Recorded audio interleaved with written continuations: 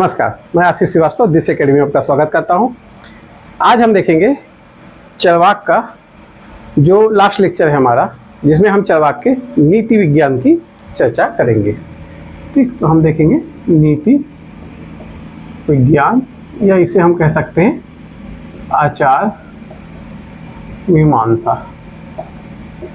ठीक, देखिए नीति विज्ञान का जो मूल उद्देश्य होता है वह होता है चरम लक्ष्य की व्याख्या करना। ठीक, भारतीय दर्शनों में 4 पुरुषार्थ बताए गए हैं, है ना, जो व्यक्ति को करने चाहिए। यही व्यक्ति का लक्ष्य बताया गया भारतीय दर्शनों में। कौन कौन सा? धर्म, अर्थ, काम, मोक्ष। ठीक, चरवाक इसमें केवल 2 पुरुषार्थ को मानते हैं कि 2 पुरुषार्थ करने चाहिए। कौन कौन से? अर्थ और काम। बाकी धर्म को नहीं मानते, मोक्ष को नहीं मानते। तो क्यों नहीं मानते, इसको हम आइए देखते, है ना। देखिए धर्म को देखिए, धर्म की जो परिभाषा दी गई है वह ये दी गई है कि वेद विहित कर्मों को करना धर्म है। और चरवाक क्या है? वेदों को तो अप्रामाणिक घोषित कर दिए हैं। वेदों का निर्माण चरवाक क्या बोलते हैं कि ब्राह्मणों ने अपने जीविकोपार्जन के लिए वेदों का निर्माण किया है। ठीक, इसके लिए चरवाक एक सूक्त उपयोग करते हैं। तयो वेद कर्तारव भांड धूत निशा चरा, है ना। तयो वेद कर्तारव भांड धूत निशा चरा। ठीक, ये चरवाक का कहना है वेदों के निर्माण के बारे में। तीनों वेदों, देखिए आपको पता होगा कि 3 ही वेद को प्रामाणिक मतलब माना जाता है कि आर्यों के द्वारा जो रचे गए थे। तो त्रयो वेद, तीनों वेदों की रचना भांड धूत और निशाचर लोगों ने की है। ठीक, इसको क्यों की है कि ब्राह्मणों ने अपने जीवन निर्वाह के लिए, स्पष्ट कहते हैं ब्राह्मण ने अपने जीवन निर्वाह के लिए की है। पाप पुण्य और यह जो पूरा प्रोपेगेंडा रचा गया है, यह ब्राह्मणों के द्वारा रचा गया है ताकि इससे फंसा के लोगों को बेवकूफ बनाया जा सके और अपना जीविकोपार्जन किया जाए। इसी क्रम में जो चरवाक हैं वो वैदिक कर्मों की खिल्ली भी उतारते हैं। देख, चरवाक जो है ना बहुत खतरनाक होते थे। खतरनाक मतलब कि एकदम मुंहफट बोले तो जहां देखे ऐसे कर्मकांडियों को देख लेते थे ना, वहां तुरंत मुंह पे ही उनको, मतलब मुंह पे ही उनका बोलना शुरू हो जाता था, पूरी बखिया उधेड़ देते थे, है ना। जैसे नहीं बोल देते हम लोग चलते थे, क्या करना चाहती है, ऐसा टाइप का। ठीक, तो वैसा टाइप का था, सीधे स्पष्ट मुंह पे बोल देना, है ना। तो चरवाक वैदिक कर्मों की कैसे कहते हैं? जैसे कोई श्राद्ध कर रहा है ना, गंगा घाट में मान लीजिए कोई श्राद्ध करने पहुंचे और चरवाक खड़ा है, तो वो सीधे बोलता था, अरे पागल हो गए हो क्या, है श्राद्ध कर रहे हो, पंडितों को भोजन खिला रहे हो और तुमको ऐसा लग रहा है कि ये भोजन कहाँ स्वर्ग लोक में तुम्हारे जो प्रिय जन गए हैं उनके पास चला जाएगा, है ना। सीधे मुंह पे बोलते थे सर, है ना, पगला गए हो, ऐसा कभी होता है? अरे ऐसा ही होता तो अगर 2 कमरे का घर है तो नीचे वाले को भोजन कराने से ऊपर वाले को खाने खाने की जरूरत नहीं पड़ती, ऊपर वाले का पेट अपने साथ भर जाता। या कोई व्यक्ति जो घर से बाहर काम करने जा रहा है वो अपने साथ खाना पीना लेके नहीं जाता, घर में ही उसके नाम का खाना खिला देते एक आध पंडित को बैठा कर, उसका पेट भर जाता। तो इस प्रकार से वह वैदिक कर्मों की निंदा करता है।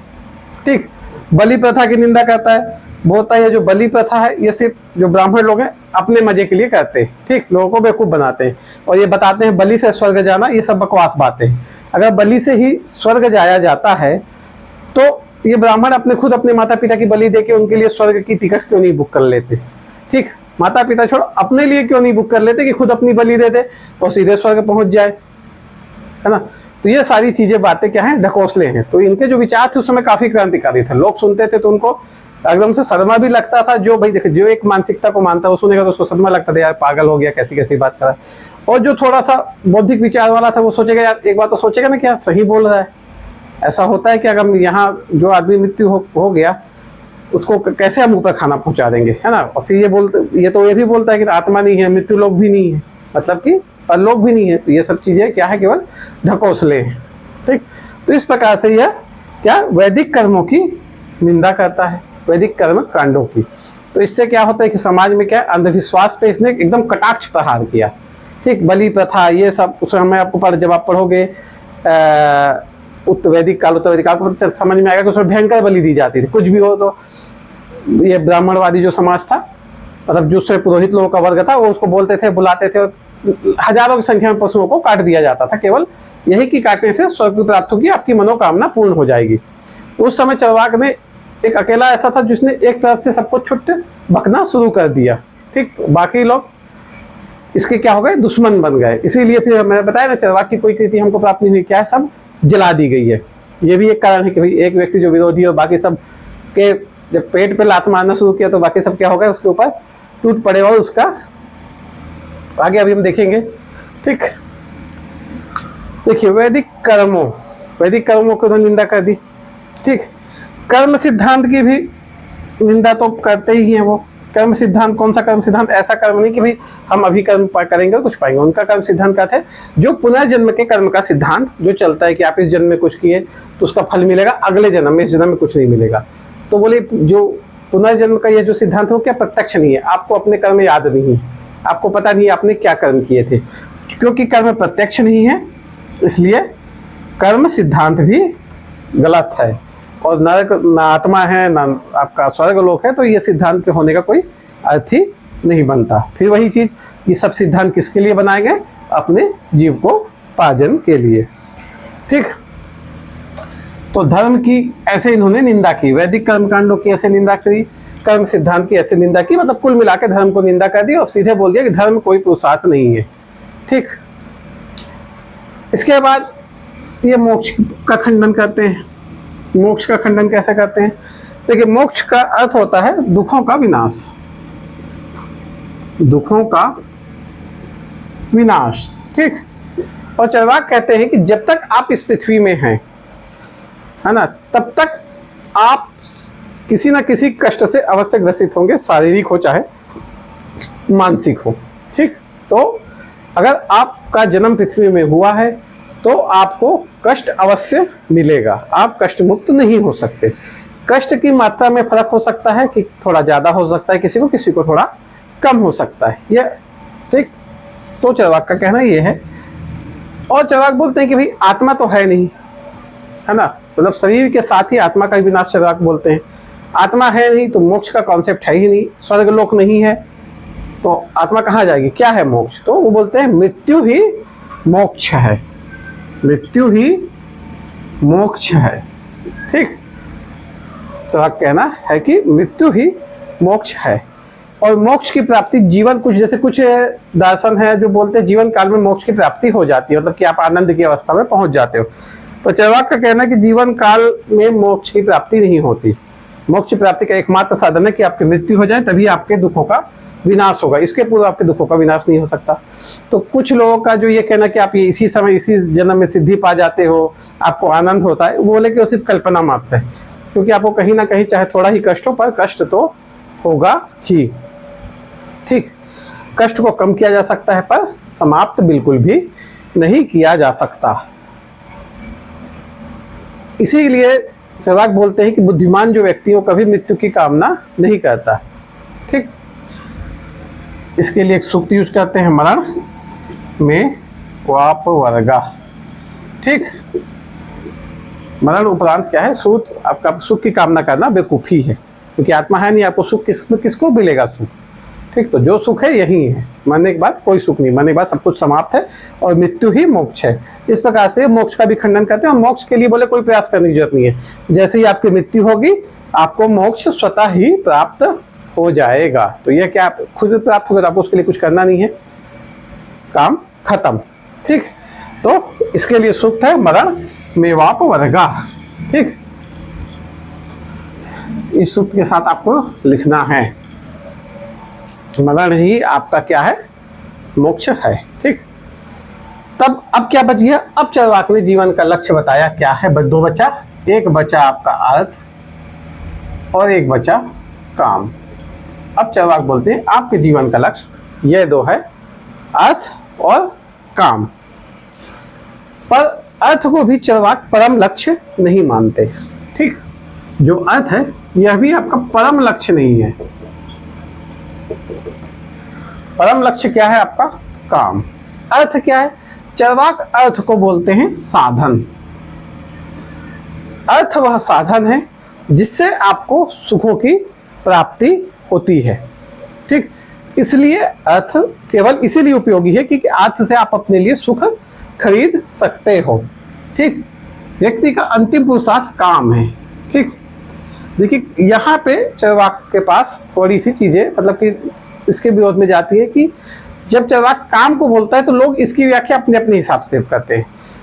कुछ लोगों का कहना है कि चरवाक ने सिर्फ शारीरिक काम पे फोकस किया, मतलब शारीरिक काम को सिर्फ महान माना है और कोई भी काम को नहीं। हम अभी आगे पढ़ेंगे आगे कि चरवाक मानसिक काम को नहीं, मतलब कि आध्यात्मिक सुख को नहीं, सिर्फ शारीरिक सुख को बल देते हैं।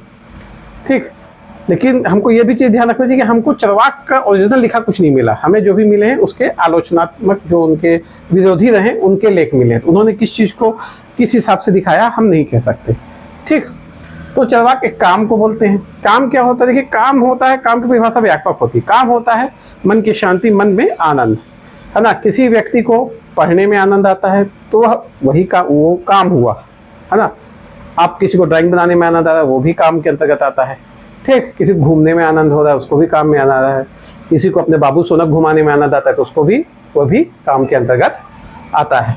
इनकी की महत्ता बताते हुए चरवाक सूक्त बताते हैं, लिखते हैं, मतलब काम अवय का पुरुषार्थ था।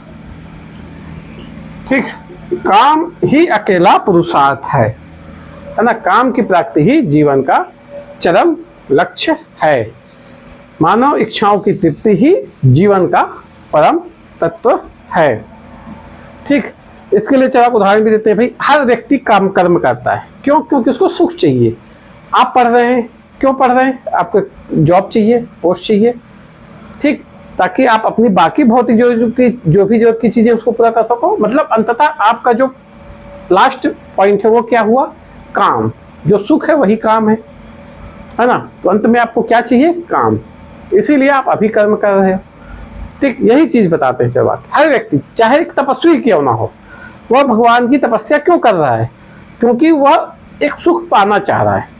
ठीक, भगवान से मिलने का सुख। अगर वह तपस्वी ऐसा सोचता है कि ईश्वर है और हमारे उससे मिलन होगा, तो भी वह उस मिलन के सुख को पाने के लिए ही तो कर्म कर रहा है ना। तो क्या हुआ? उसके कर्म के पीछे भी जो अंतिम रीजन क्या हो गया? वह हो गया सुख। इसीलिए चरवाक को बोला गया है सुखवादी दर्शन। ठीक, यही चरवाक का सुखवाद है कि सबका अंतिम लक्ष्य क्या है? सुख है। आप इस चीज को सोचोगे तो आपको सही भी लगेगा। कभी विचार करके देखो, हर व्यक्ति जो कुछ भी कर रहा है अपने आनंद के लिए कर रहा है ना। जिसको पढ़ाने में आनंद आ रहा है वो पढ़ा रहा है, जिसको पढ़ने में आनंद आ रहा है वो पढ़ रहा है। ठीक, हर व्यक्ति पैसा कमाना चाह रहा है क्योंकि वह उससे अपने लिए सुख सुविधा की चीजें खरीदना चाह रहा है। ठीक, अपने लिए नहीं खरीदना चाह रहा। कुछ लोग दान देते हैं, उनको दान देने में जो सुख प्राप्त होता है वो भी तो सुख की ही कैटेगरी है ना।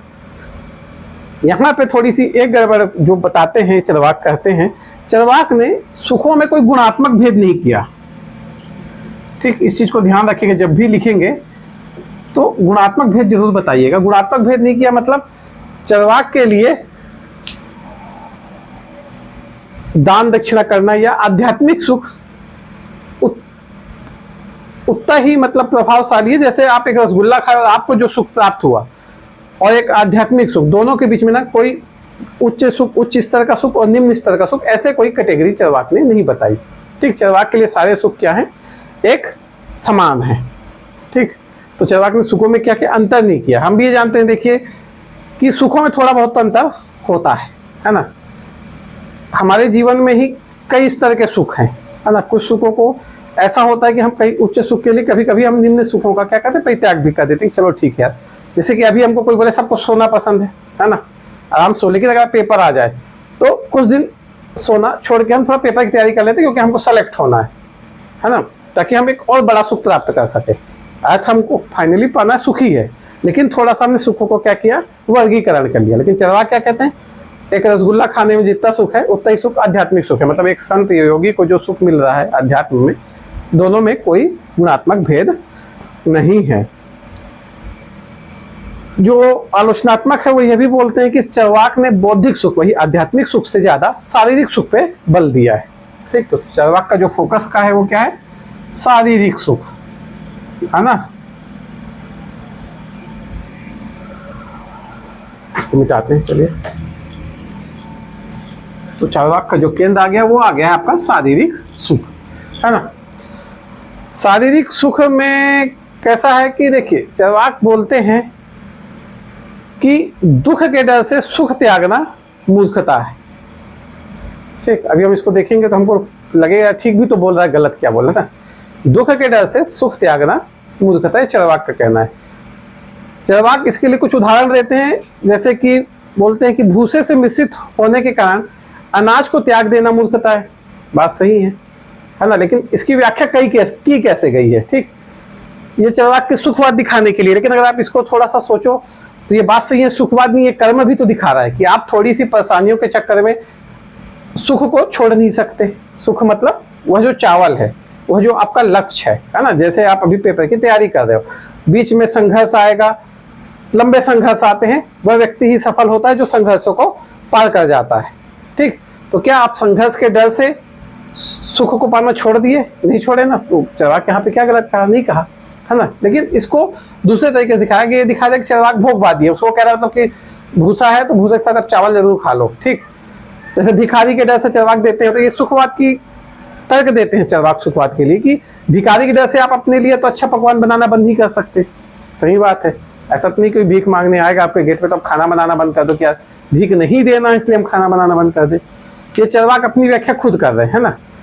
और जैसे इसमें एक और उदाहरण देते हैं, किसान का देते हैं कि जैसे कोई किसान है, वह फसल नष्ट होने के डर से बीज बोना तो नहीं खो देता। मतलब कि इन सब के पीछे एक सुख है ना, तो सुख की प्राप्ति के लिए व्यक्ति कष्ट सहने को तैयार हो जाता है ना, या फिर डरता नहीं है दुखों से, है ना। तो मतलब कि दुखों के डर से, जैसे कि अरे यार पानी की जगह फसल नष्ट हो जाएगी, तो ये दुख का डर हुआ। अगर इसके प्रभाव में व्यक्ति खेती करना छोड़ दे तो क्या हो जाएगा? उसको तो फिर सुख कभी मिलेगा नहीं। तो अगर देखा जाए तो चार्वाक की जो तीनों चीजें हैं, ये कि आपको कर्म को भी दिखा दी भाई, आप अपने लक्ष्य की प्राप्ति के लिए जो संघर्ष में जो रास्ते आएंगे, जो मतलब संघर्ष होंगे, जो परेशानियां आएंगी, उसको दूर करना आवश्यक है ना। और आप ऐसा डर के छोड़ नहीं सकते, है ना। और लोग छोड़ते भी नहीं है, सबको पता है। देखिए इतने सारे लोग एग्जाम दे रहे हैं, कितने लोगों का होगा? ठीक, सबको पता है सबका तो नहीं होने वाला, लेकिन क्या फिर ऐसा मान के सब कोई काम करना छोड़ दे रहे? नहीं छोड़ रहे, सब तैयारी कर रहे हैं। ठीक, सब उस सुख को पाने की चेष्टा कर रहे हैं। यही है चार्वाक का जो आपका सुखवाद है। देखिए चार्वाक बोलते हैं कि जो वर्तमान में चीजें, चार्वाक एक और कॉन्सेप्ट देते हैं कि वर्तमान में जीना चाहिए। हमको बहुत सारे दर्शन, गीता भी हमको ये ध्यान देता है कि हमको वर्तमान में जीना चाहिए। चार्वाक भी बोलते हैं कि हमको वर्तमान में जीना चाहिए, हमें भविष्य की कल्पना करके वर्तमान के सुखों को नहीं त्याग देना चाहिए। ठीक, यहाँ चार्वाक सुखों की बात कर रहे हैं, है ना, कि भविष्य की चिंता करके हमको वर्तमान के सुखों को त्याग नहीं देना चाहिए। चार्वाक बोलते हैं कि हाथ में अगर आपकी एक चिड़िया पकड़ में आ गई है और आप झाड़ी में 2 देख रहे हो, तो आपको पहले इसको भोग कर लो, वो 2 को बाद में पकड़ लेना। कि आप इसको भी नहीं खा पा रहे, इसको रख ले रहे हो और उन दोनों के पीछे पड़ गए, तो वो दोनों भी उड़ गए और ये भी भाग गई, पता चला। तो चार्वाक ये बोलते हैं कि हाथ की एक चिड़िया बाकी 2 से अच्छी है, स्वर्ण मुद्राएं हाथ की कौड़ी से कम अच्छी है। बताओ, अगर आपके हाथ में एक कौड़ी है तो आपके लिए वो अच्छी है। अगर आप इसको हम थोड़ा सा एक्सप्लेन करें तो ये हमको कहीं ना कहीं थोड़ा सा संतोषवाद भी तो सिखा रहा है ना। चार्वाक जो ये वर्तमान में जीने का हमको बता रहा है, आचार मीमांसा जो इसकी चल रही है, तो ये हमको संतोष भी सिखा रहा है कि आपके हाथ में जो है पहले उससे संतोष करो, उसके बाद फिर आगे का प्रयास करो। ऐसा ना हो कि आप इस सुख को छोड़ दो और आगे भी सुख ना मिले। ये चीजें हमको गीता में भी देखने को मिलती है ना। गीता में सुनोगे कैसे बोलते हैं कि वर्तमान और भविष्य, भूत और भविष्य की चिंता नहीं करनी चाहिए, वर्तमान में जीना चाहिए व्यक्ति को। बहुत सारे लोग जो विद्वान लोग हैं वो यही कहते हैं कि व्यक्ति को वर्तमान में जीना चाहिए। प्रॉब्लम क्या थी? प्रॉब्लम यहाँ पे चार्वाक के साथ ये है कि चार्वाक बोलते हैं यहाँ पे वर्तमान के सुखों को भोग कर लो, बाद में क्या सुख मिले। मतलब आप इसको थोड़ा सा उल्टा भी व्याख्या किया जा सकता है। कैसे? अभी आपको सोना है तो अभी आप सो लो, पेपर तो बात की बात है ना, आप सेलेक्ट हो गए कि नहीं हो गए वो बात की बात है ना। लेकिन अभी जो सोने का सुख मिल रहा है उसको सो लो, बाद में देखा जाएगा, ऐसे भी कल्पना की जा सकती है ना। तो ये फर्क है व्याख्या करने पे। और जैसा कि हमको पता है कि चार्वाक का पूरा तो हमको मिला नहीं है, तो इसकी व्याख्या किस टाइप से की गई है, क्योंकि हम जानते हैं कि बाकी दर्शन इनके विरुद्ध में थे, क्योंकि ये सीधे सीधे ब्राह्मणवाद पे क्या करते थे? आक्षेप लगाते थे। तो बाकी दर्शन इनके विरुद्ध में थे, तो उन्होंने इन चीजों की व्याख्या कैसे की है, इस पे सभी को संशय है। पर हमको आंसर लिखना है तो आपको इन चीज़ों को मिला जुला के लिखना पड़ेगा। ठीक, चरवाक का जो मुख्य सिद्धांत है, जो इनका सुखवाद है, इसको निकृष्ट सुखवाद बहुत लोग बोलते हैं। निकृष्ट सुखवाद मतलब शारीरिक सुख को प्रधानता देना। ठीक, स्वार्थवाद भी कह सकते हो आप। ठीक, चरवाक का मत है कि खाओ पियो और ऐश करो, मौज करो। ठीक, इसके लिए चरवाक सूक्त भी बोलते हैं, यावत जीवेत सुखम जीवेत दृढ़ं हित्वा घृतं पिबेत। यावत जीवेत सुखम जीवेत दृढ़ं हित्वा घृतं पिबेत भस्मीभूतस्य देहस्य पुनरागमन कुतः। भस्मीभूतस्य देहस्य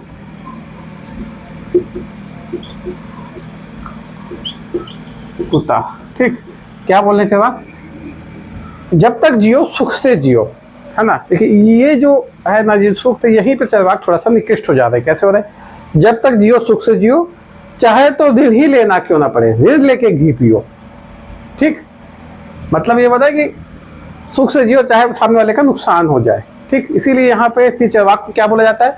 निकृष्ट स्वार्थवादी सुखवाद, क्योंकि यहाँ पूर्ण रूप से अपना स्वार्थ दिख रहा है कि आप जब तक जियो सुख से जियो, ऋण लो और खूब घी पियो। समझे? मतलब आप जाओ 2-4 बैंक से उधार लो, लेके मोदी, अरे बोल रहा हूँ यार, ये आपके नीरव मोदी थे ना, जो व्यापारी थे, और ये क्या विजय माल्या, इसके टाइप भाग जाओ। ठीक, बाकी लोग भाई जिनका लिए उनका नुकसान हो गया, पर वो दोनों सुख से हैं।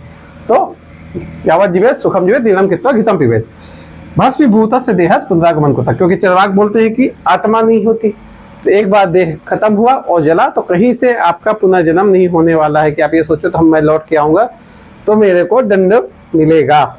ठीक, तो चरवाक को बोलते हैं। और कुछ लोग की लोग मदिरा, कामिनी, शारीरिक सुख पर बहुत ज्यादा फोकस थे। ये चरवाक के शिक्षा के केंद्र थे। तो चरवाक लोग ऐसा शिक्षा देते कि आपको इन सुखों पर ध्यान देना चाहिए बस। ठीक, इसलिए चरवाक के सुखवाद को, जो पश्चिम का है, वहाँ का एक स्वार्थात्मक, स्वार्थपरक सुखवाद, वहाँ भी एक विचार आया था। दोनों मेल खाते हैं। और इन दोनों का जो मेन, जो इसको बोलते हैं स्वार्थपरक सुखवाद, है ना, इसको इसलिए बोलते हैं क्योंकि इनमें किसी, क्या बताया था मैं, क्या गुणों का भेद नहीं है। गुणों का भेद नहीं है। ठीक, मतलब वही कि आप एक रसगुल्ला खाओ, है ना, कि एक 10 मंजिल की पूरी बिल्डिंग बना लो अपने उस पे, है ना, कि आप करोड़ों कमाओ और आपको जो सुख मिल रहा है, या आपके आध्यात्मिक सुख मिल रहे हैं, है ना, जैसे किसी को ड्राइंग करने में, किसी को डांस करने में, किसी को गाना गाने में सुख मिलता है ना। तो ये सारे सुख एक समान है ना, इसमें कोई गुणात्मक भेद नहीं है कि आपको कोई छोटा बड़ा लगे, है ना, पर ऐसा तो है नहीं, है ना। कहीं कहीं ये चीजें थोड़ा सा, इसलिए चरवाक के सुखवाद को क्या बोला था मैं? निकृष्ट स्वार्थमूलक सुखवाद बोलते हैं। देखिए चरवाक में जो जिस समाज की कल्पना की, एक खास बात है चरवाक की जो बहुत अच्छी है, कि इनकी जो जातिवादी होती, इनकी जो सामाजिक व्यवस्था थी, यहाँ क्या था? छुआछूत या भेदभाव नहीं था। अब ये क्यों नहीं था, इसको देखते। ठीक, देखिए छुआछूत भेदभाव नहीं था। क्यों नहीं था? क्योंकि चरवाक ने जो वेदों वाला एकल ब्रह्म, एक महान पुरुष से ये चारों वर्णों का जन्म हुआ, एक क्षत्रिय बना, एक ब्राह्मण बना, एक वैश्य बना, एक शूद्र बना। चरवाक का मानना कि ईश्वर तो है ही नहीं, तो कहाँ से कोई कुछ बना? कुछ नहीं बना, सब भूतों से बने हैं और सब एक बराबर हैं। ठीक, तो चरवाक के जितने भी विचार थे, यह विचार क्या एकदम भयंकर टाइप से क्रांतिकारी थे ना। उस समय के लोग पूरा हिला दिए थे और समाज को भी हिला दिए। लोगों को पसंद है भाई, देखिए भेदभाव, उस समय आपको पता है कितनी भेदभाव बढ़ गए थे उत्तर वैदिक काल में। ठीक, पूरा ब्राह्मणवाद पे पूरा सिद्धांत चल रहा था, बलि प्रथा, है ना, छुआछूत एकदम की बोलते थे कि मतलब छाया नहीं पड़नी चाहिए शुद्ध लोगों की। ऐसी कठोर शोषणात्मक व्यवस्था उस समय चल रही थी। उस समय ये आए और उन्होंने पूरे समाज को ही एक नया दिशा में, एक नया दिशा दे दी। ठीक, फिर सारे जितने ब्राह्मणवादी, बाकी तो जो वेदवादी आस्तिक दर्शन, इनके पड़ गए पीछे, और पीछे पड़ गए तो फिर क्या होना था, है ना, फिर इनको सब जला दिया गया, इनका सारे सामानों को मतलब कि जहाँ जहाँ इनके वो मिले, क्योंकि देखिए उस समय जो हम देखेंगे कि उस समय जो ब्राह्मणवाद का बहुत बोलबाला था, ठीक, और ऐसे में इनकी विचारधारा एकदम उनसे विपरीत थी। तो इस कारण ये दर्शन क्या है, फिर उस समय में तो फलित नहीं हो पाया, है ना, फल फूल नहीं पाया, क्योंकि फिर ब्राह्मणवादियों ने क्या कर दिया, इसको दबा दिया। ठीक, चरवाक की अगर हम समीक्षा करते हैं, है ना, अगर क्वेश्चन पूछ लेता है कि चरवाक दर्शन की समीक्षा कीजिए, तो हमको 3 पॉइंट पे इसकी समीक्षा करना है, जिस जिस पॉइंट पे हम इसको पढ़े हैं। पहले तो प्रमाण विज्ञान पे, ठीक, चरवाक बोलते हैं कि प्रत्यक्ष ही एक प्रमाण है। हम समीक्षा देख रहे हैं अब, है ना, प्रमाण विज्ञान की चरवाक के। चरवाक क्या बोलते हैं कि प्रमाण, प्रत्यक्ष ही एक प्रमाण है, हमने देखते आए, प्रत्यक्ष के अलावा कोई प्रमाण नहीं है। जो इनके आलोचक हैं वह ये कहते हैं कि ठीक है, चरवाक बोलते हैं प्रत्यक्ष एक प्रमाण है, लेकिन जब चरवाक शरीर में चेतना की कल्पना करते हैं, ठीक, कि भूतों के मिलने से हुआ, उसका प्रत्यक्ष क्या है? अगर ऐसा है तो भूत को मिला के हमको चेतना करके दिखाए। तो चरवाक का यह प्रमाण किस पे है? अनुमान के आधारित है। तो यही चरवाक का जो यही सिद्धांत है, यह खुद चरवाक की विचारधारा से क्या कर दे रहा है? विरोधाभास उत्पन्न कर दे रहा है। दूसरा बात है कि चरवाक ने शब्द को अप्रामाणिक घोषित कर दिया था, तो फिर चरवाक जो बोल रहे हैं वो भी तो शब्द हैं, तो उसको कैसे सत्य मान लिया जाए, या उसको कैसे वो मान लिया जाए कि चरवाक जो बोल रहे हैं वो सही है ना? ऐसा होगा, क्योंकि चरवाक भी तो वही ना, हमने पढ़ा था आप्तोपदेशा शब्द। हम ये कैसे माने कि चरवाक आप्त पुरुष हैं या उनको सब पता है? ये उनकी समीक्षा की गई है ना। समीक्षा में समानता भाई, अब उसमें ब्राह्मणवादी दर्शन तो विपरीत समीक्षा ही करेंगे, है ना। वो बोलते हैं भाई, चरवाक बोलते हैं ईश्वर नहीं है ना, आत्मा नहीं है, इसका प्रत्यक्ष कहाँ है? मतलब अब ये वाला लॉजिक आप सोचो भाई, जो है नहीं उसका प्रत्यक्ष कैसे हो सकता है? इसलिए तो चरवाक ने बोला क्या, जो प्रत्यक्ष नहीं है इसलिए वो नहीं है। ये बोले कि जो नहीं है तो उसका प्रत्यक्ष कहाँ है, इसलिए वो भी अनुमान की बात है चरवाक का कि नहीं है, हो सकता है कहीं पे हो, हम ना देख पा रहे हो। ये जो आलोचनात्मक आलोचनावादी थे उनका यह तर्क था। समीक्षा में आपको यही चीजें लिखना है अगर प्रमाण विज्ञान की आ जाए तो, ठीक।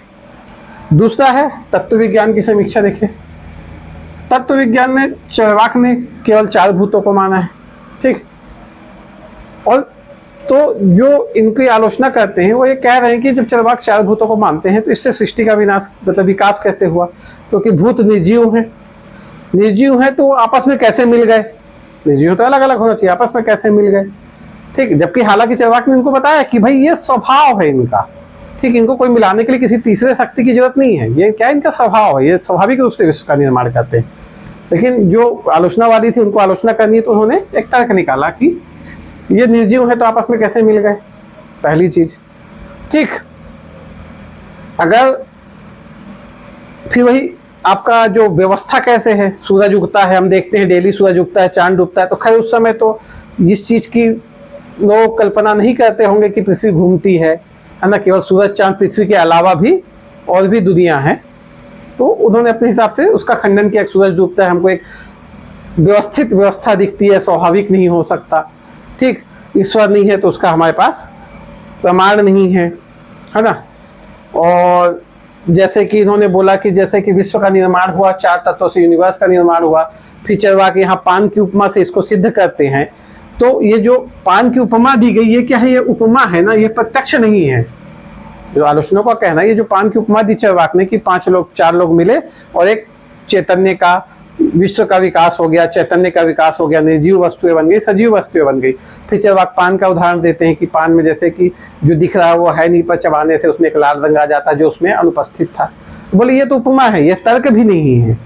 तो इस प्रकार से चरवाक के यह विचार भी क्या हो जाते हैं, मतलब कि ऐसा हो जाता है कि अप्रामाणिक है ना, इसको प्रामाणिक नहीं माना जा सकता, ठीक।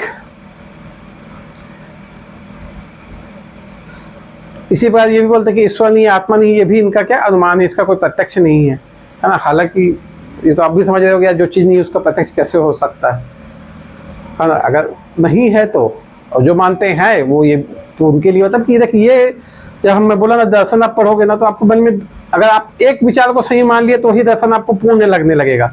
फिर जैसे ही आप दूसरे विचार में जाओगे तो आपको फिर वह दर्शन पूरा पूर्ण लगने लगेगा, है ना। जैसे अगर मान लीजिए कि हम मान लीजिए कि नहीं है, वाकई नहीं है, ईश्वर नहीं है, और आत्मा भी नहीं है। वो आप सोचोगे जब ईश्वर और आत्मा है ही नहीं तो कहाँ से प्रत्यक्ष होगा। लेकिन अगर मैं यही दूसरी विचारधारा का, और मैं ये सोचा कि नहीं यार ईश्वर और आत्मा हो सकते, हो सकता है वो इतनी दूरी या इस हमारी जो सीमा है उससे परे हो, इसलिए हमको नहीं दिख रहे, है ना। दोनों चीजें हो सकती हैं, है कि नहीं। तो वैसे ही तो अब क्योंकि ब्राह्मण उस समय का जो ब्राह्मणवादी जो व्यवस्था चल रही थी उसमें था कि है, तो उन्होंने अपने हिसाब से तर्क दिया कि जब ईश्वर नहीं है तो वो भी प्रत्यक्ष होना चाहिए, क्या नहीं है तो उसका प्रमाण होना चाहिए। तो उनके पास ऐसा कोई प्रमाण नहीं है, बस ये क्या है, सिर्फ एक अनुमान है। ठीक, सबसे ज्यादा जो चरवाक की बुराई हुई है वह उसके नीति विचार के लिए हुई है, नीति विज्ञान के लिए हुई है। ठीक, लोग कहना कि अगर हम हमेशा सुख की कल्पना करें तो हम क्या हो जाएंगे, बहुत स्वार्थी हो जाएंगे। सही बात है, इसमें कोई गलत नहीं है ना। हम बहुत स्वार्थी हो जाएंगे, हमको सिर्फ अपना सुख दिखेगा, जबकि ऐसा होता नहीं है। हमने देखा है कि जो माँ बाप होते हैं वो अपने बच्चों के लिए काफ़ी त्याग करते हैं। एक सैनिक होता है वो अपने देश के लिए त्याग करता है। ऐसे हमें कई चीज़ें समाज में दिखती हैं, कई व्यक्ति मिल ऐसे दिखते हैं जो अपने करोड़ों की संपत्ति दूसरों के सुखों के लिए खर्च कर देते हैं। तो यह सारी जो चीज़ें दिखाती हैं वह परमार्थ दिखाती है ना, और चरवाक स्वार्थ दिखाता है। तो विश्व में तो ऐसी चीज़ें हैं नहीं। तो जो चरवाक का यह विचार है यह भी कैसा है, भ्रमित करने वाला है। ठीक, इसका नहीं है। और अगर ऐसा कोई सोचता है तो दुनिया कैसी हो जाएगी, दुनिया में नैतिकता समाप्त हो जाएगी। मैं पता है ना, चरवाक के दर्शन में कहीं नैतिकता का लाइन नहीं खींचा गया, कोई सीमा नहीं है। तो नैतिकता कैसी हो जाएगी, पूरी समाप्त हो जाएगी। नैतिकता समाप्त हो गई तो सामाजिक व्यवस्था पूरी जो समय की है वह कैसी हो जाएगी, खत्म हो जाएगी। ठीक, और जो हमने अभी तक पढ़ा है इसको भी डालिए। सुखों में इन्होंने गुणात्मक भेद नहीं रखा। हालांकि देखिए सुखों में जो गुणात्मक भेद वाली बात है, आगे जाने के बाद चरवाकों में दो कैटेगरी आती है। एक होते हैं, कहलाते हैं वह धूर्त चरवाक कहलाए, एक सुशिक्षित चरवाक कहलाए। ठीक, जो सुशिक्षित चरवाक थे उन्होंने सुखों में गुणात्मक भेद को माना। ठीक, वह मानते थे कि सुखों में अंतर होता है। मतलब एक शारीरिक सुख, जैसे जो चाय पीने पानी पीने में आ रहा है, उससे अगर एक बौद्धिक सुख है उसका स्तर ऊंचा होगा, या पढ़ाई का जो सुख है उसका स्तर ऊंचा होगा। तो जो सुशिक्षित चरवाक थे यह सुखों में गुणात्मक भेद को मानते थे। लेकिन फिर भी यह उस चीज को नहीं मानते थे कि मृत्यु के बाद भी आत्मा रहेगी, ऐसी चीज नहीं। हाँ, भेद है उसको बस मानते थे। ठीक, तो आप खुद ही देखिएगा, अगर चरवाक की बातों पे हम पूरी तरह से चलने लग जाए तो क्या हो जाएगी, पूरे नैतिक मापदंड समाज के क्या हो जाएंगे, समाप्त हो जाएंगे। मैं समझ रहा था, जिसको जो अच्छा लग रहा है उसको उठा ले जा रहा है। ठीक, जो मन हो रहा है वो खा रहा है। दुकान गया, देखा दुकानदार नहीं है, चोरी कर लिया, क्योंकि उसका क्या, सिर्फ सुख होना चाहिए। उसका साधन क्या है उस पर ध्यान नहीं दे रहा है, क्या केवल सुख होना चाहिए। खाओ पियो मस्त रहो, खा लिए दुकान, पैसा नहीं है भाई कल ले लेना, लेके भाग गया, है ना। चोरी कर लिया, किसी का डाका डाल दिया, लेके भाग गया। दूसरा कष्ट में हो रहा है वो उसकी समस्या है, हम तो सुख में है वाला बात हो जाएगा ना। तो चरवाक ने क्या किया, आत्मभोग पे बल दिया, है ना, जो एक सामाजिक व्यवस्था के लिए काफी घातक है। अब इसको आप सामाजिक व्यवस्था के हिसाब से लिख सकते हैं। ठीक, तो चरवाक में जो मेरे को जो कमी लगती है, मेरे पर्सनली भी देखा जाए तो इसकी नीति में, बाकी तो मेरे को इसके सारे विचार बहुत अच्छे लगते हैं, लेकिन जो ये नीति वाला विचार है इसमें जो इन्होंने नैतिकता की लाइन नहीं खींची ना, यह सबसे खतरनाक चीज है। क्योंकि आप ही सोचिए कि अगर एक बार हर व्यक्ति सुख के पीछे भागने लग जाए, उसमें संतुष्ट ना हो, तो क्या होगा, कितनी अराजकता फैल जाएगी, है ना। अब चरवाक ने ऐसी लाइन लिखी नहीं लिखी कि हमको दिखाया नहीं गया, इसके बारे में हम नहीं कह सकते।